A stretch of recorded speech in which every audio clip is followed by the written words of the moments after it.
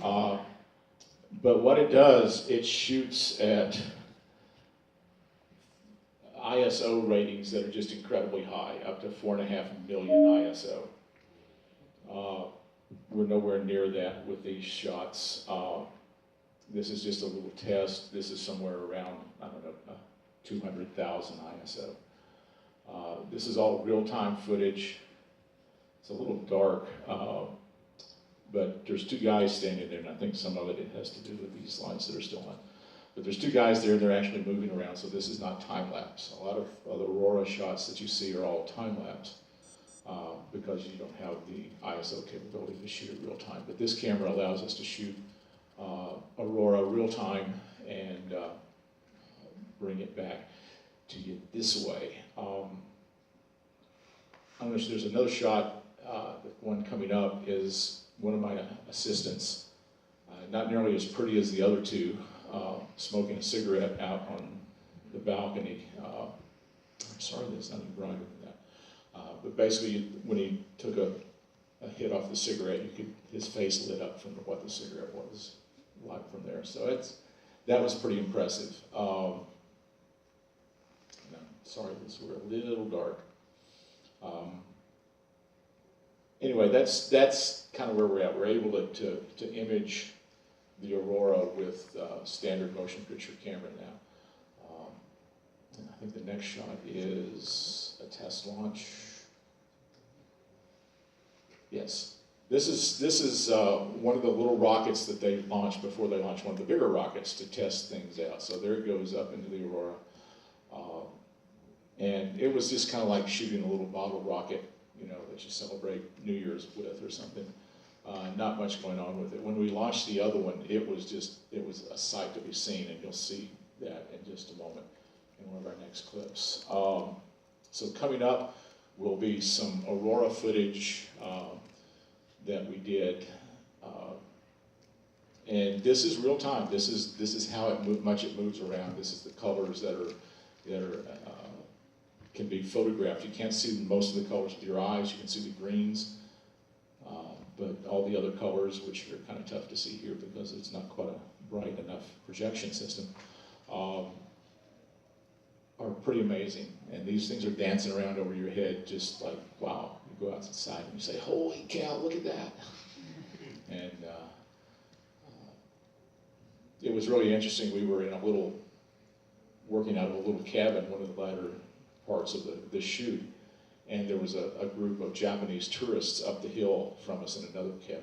And there's a Japanese,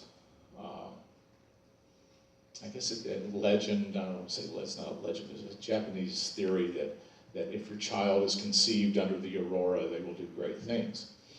And so every time there's a big aurora display, you hear all this craziness going on up the hill, and I really don't know what that was all about. I don't want to know what that was all about. But again, this is more of the aurora. The camera was capable of picking up things that we just never saw visually, and we were totally astounded when we brought these things back. So we're looking forward to actually getting one of these cameras up into the aurora itself and bringing things back. This last set of clips there's a launch of one of the rockets. These are 50, 60 foot tall. They're called sounding rockets. There it goes, and you'll see it's much brighter, much bigger than the other one. And we're much further away. We're about 6 miles away from the launch pad here. Second stage ignites, and it goes on up through the aurora. This is part of an experiment where they are releasing a substance up in the upper part of the ionosphere to recreate their own little aurora. And you'll see some images of it here shortly. But the first rocket goes up, and it's the one that's going to look back at the other rocket as it releases this material. So these launches are about 90 seconds apart, which is really interesting to watch. So when we come back and we see the second launch, you'll see where the first one, the contrail, the first one goes past the aurora. And then we'll see some of the release of the substance. It's called ATM, aluminum methyl something or other. It's way above my pay grade for knowledge. So what these guys are doing is pretty amazing science. And so that should be coming back down and getting ready for the second launch. This is all real time, so it's going to take 90 seconds between the two launches.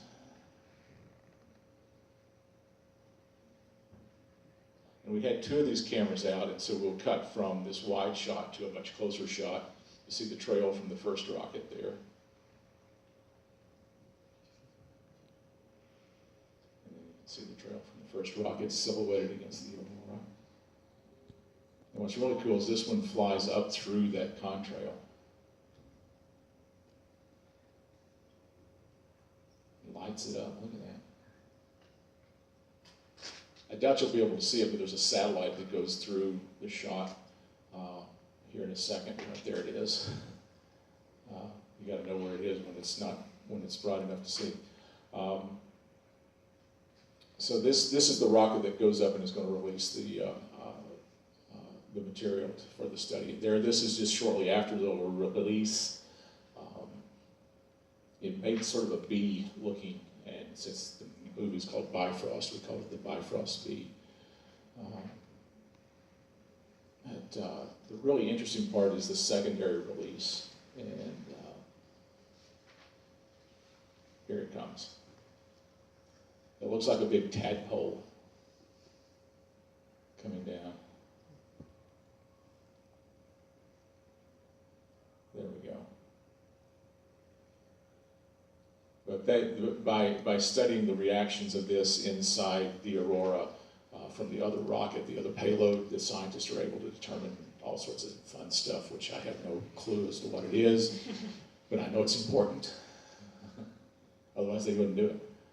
Well, maybe they would just because it's fun. It's fun to launch rockets. And there's a couple more shots after this. Oh, there's Steve. I almost forgot about Steve.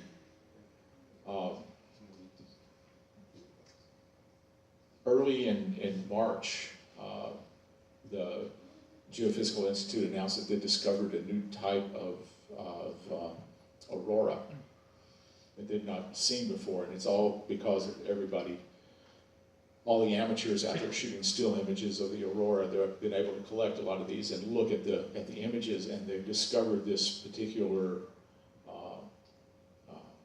type of aurora that they hadn't really classified before.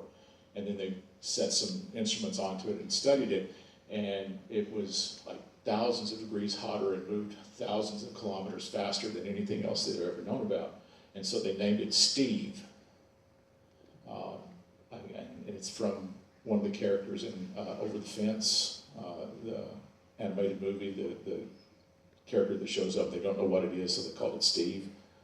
And we think this is a shot of Steve, and I hope you'll be able to see him down up. Over to the far left, see that bright vertical thing that's just starting up? That is a classic beginning of a Steve occurrence. And we think we're the first ones to have ever motion picture filmed it. So that's kind of a fun thing to see. So now you've seen Steve, or sort of. But that's what, that whole sequence you just watched, this is what it looks like if we did a time lapse. So you can see how much more information you get whenever you're able to shoot with a camera that can actually record at that high ISO. Now,